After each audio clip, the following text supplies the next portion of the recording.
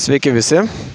Tai ne veltui pradžioje parodžiau giedrą dangų, nes norisi pakalbėti šiek tiek apie tai, kas turistams yra vienas iš svarbiausių dalykų ten, kur vykstame, ypač atostogų metu. Tai tiesiog yra Barselonos klimatas, čia yra, galima apie jį dabar šiek tiek pakalbėti. Tai iš esmės šiandien tokia visai nebloga diena pasitaikė, nes kai pirmoji dienos pusėje buvo labai debesuota, ką reiškia labai, nebuvo labai, bet iš esmės labai daug buvo tokių saulę užtuojančių debesų ir tikrai nebuvo taip jau karšta, tai dar visai buvo faina. Tai kitoj dienos pusėje jau debesis išsisklaidė ir dabar matote vakaras, tai yra visiškai giedra.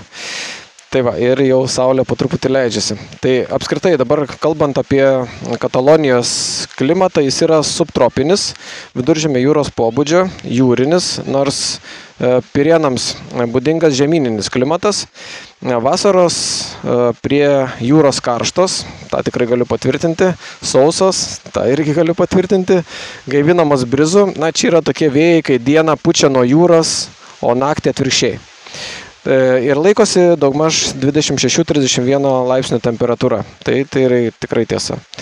Vidinėse lygumose vasaros karštesnės, oras kartais įšyla iki 35-40 laipsnių, bet naktys vėsios. Pirėnuose vasarą dažnos audros, pavasarį ir rudenį visoje Katalonijoje būdingi lietingi orai.